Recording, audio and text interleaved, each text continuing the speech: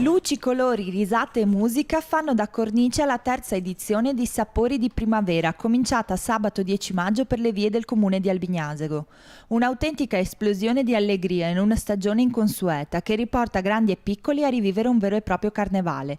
Grazie infatti all'associazione commercianti.a, il comune di Albignasego è riuscito a regalare ai suoi cittadini e ai numerosi turisti un momento goliardico di aggregazione. Una lunga fila di carri mascherati con a comando il gruppo Carioca Dance Ballet hanno percorso la via principale della città, lasciando dietro di sé un tappeto colorato di coriandoli che facevano da cornice ai volti gioiosi degli spettatori. Ai nostri microfoni il presidente dell'associazione.a, Sergio Molon, ci spiega il perché di un carnevale fuori stagione. Chi è che ha deciso che a un certo punto deve essere sempre, in ogni caso, gennaio-febbraio? Perché non farlo in primavera? E così siamo partiti con quest'idea di doverlo creare nel mese appunto di maggio, con rischio più che altro di piogge, però tutto sommato siamo alla terza edizione e il tempo sta promettendo appunto bene.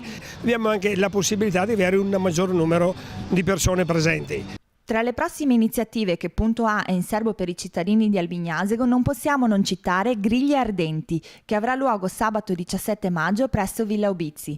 Per la prima volta le 8 fazioni del comune rappresentate dalle rispettive macellerie si sfideranno a suon di brace sotto gli occhi attenti di una giuria che premierà i migliori.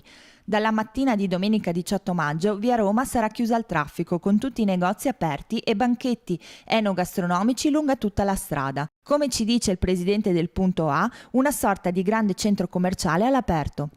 La finalità di questa associazione era solamente quella di riuscire a creare un centro commerciale all'aperto, perché Albignasego, a differenza di tanti altri paesi, ha una caratteristica particolare. Di 1 chilometro di strada, che è la parte centrale, ci sono esattamente un'ottantina di attività con naturalmente dei settori merceologici diversi e che perciò li abbiamo proprio paragonati a un centro commerciale.